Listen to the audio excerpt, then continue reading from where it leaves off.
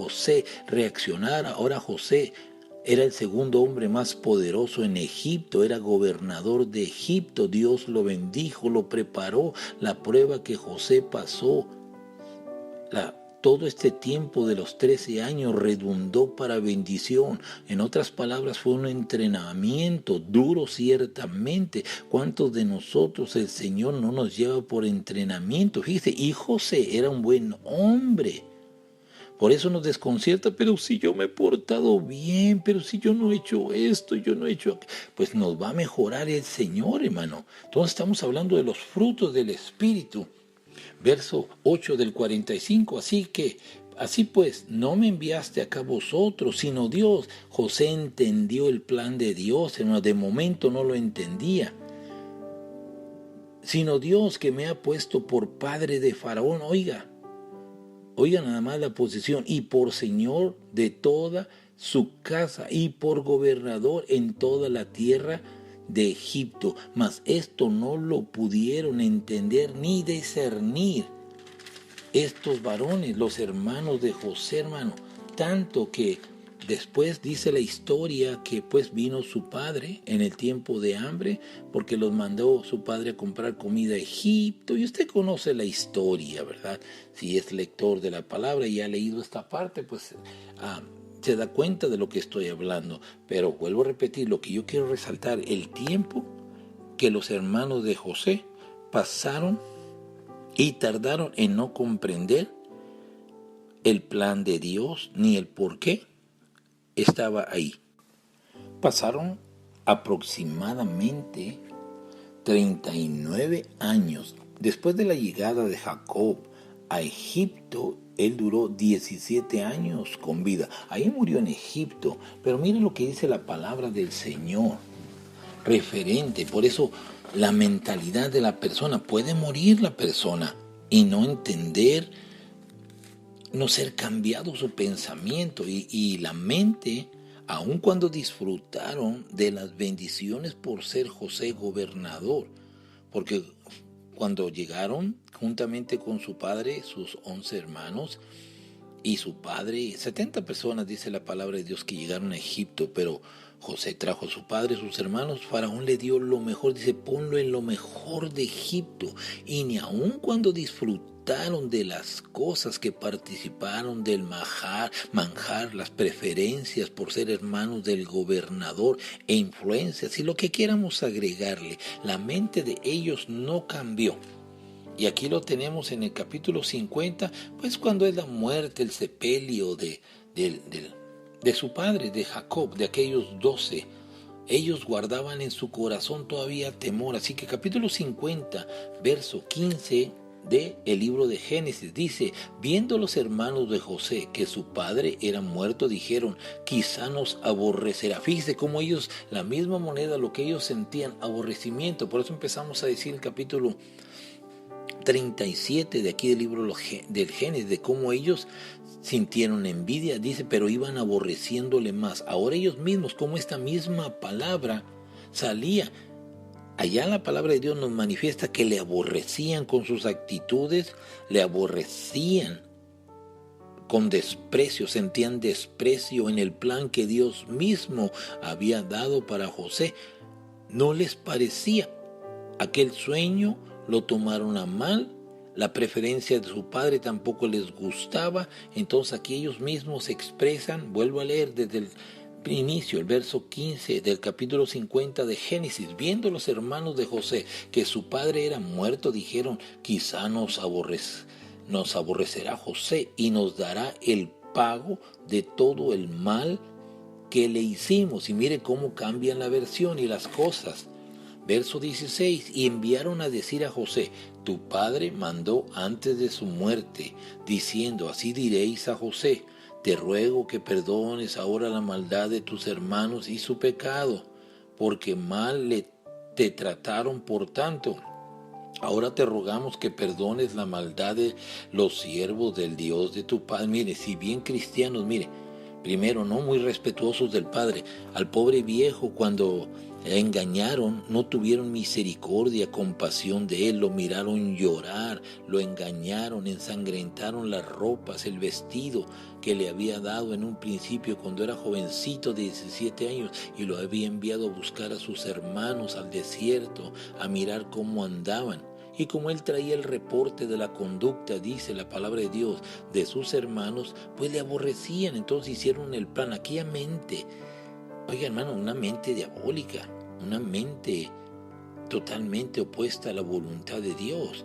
Por eso cuando el Señor Jesucristo le dice a los discípulos, me es necesario ir a Jerusalén y padecer de los ancianos, de los principales.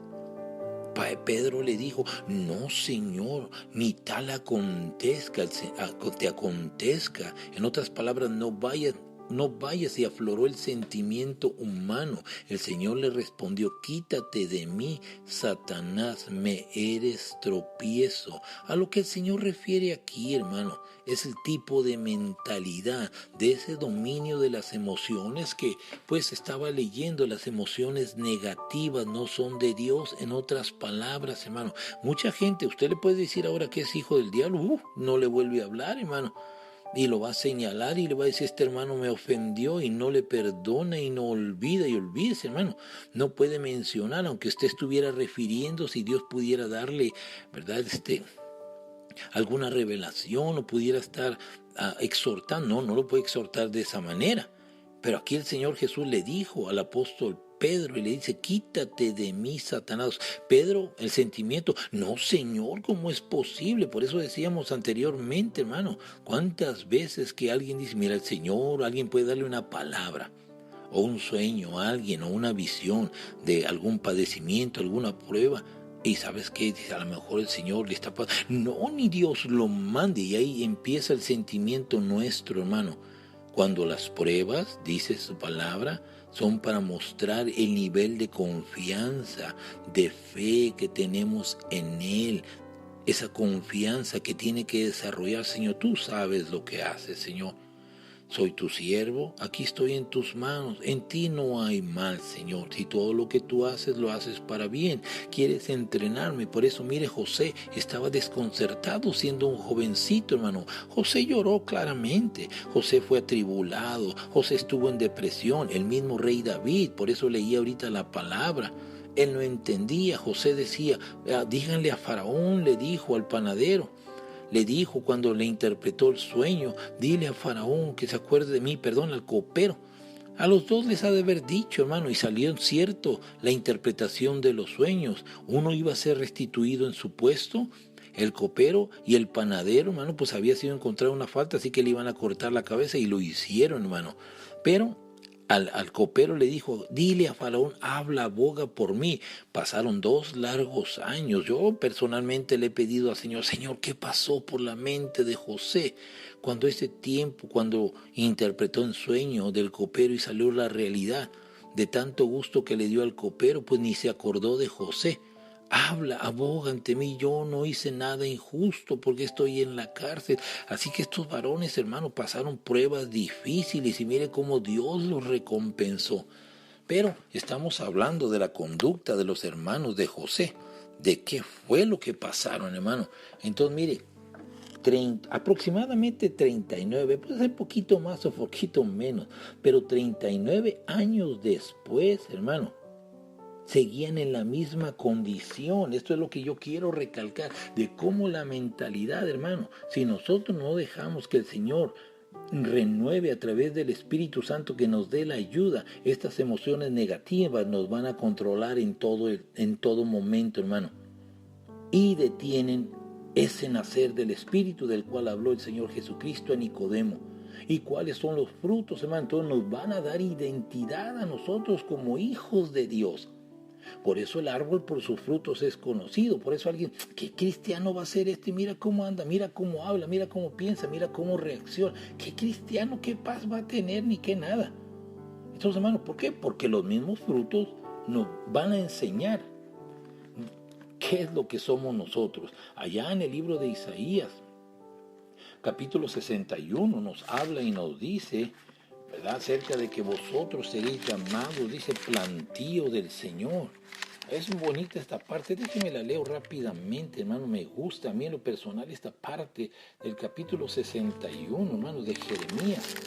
Mire, déjese la leo, dice, capítulo 61, verso 1. El Espíritu de Jehová el Señor está sobre mí, porque me ungió Jehová, me ha enviado a predicar buenas nuevas a los abatidos, a vendar a los quebrantados de corazón, a publicar libertad a los cautivos y a los presos, apertura de la cárcel. Que esto fue lo que hizo David, andando en una condición, vuelvo a recalcar esto, a proclamar el año de la buena voluntad de Jehová y el día de venganza del Dios nuestro, a consolar a todos los enlutados. 400 hombres, hermano, le fueron dados hoy.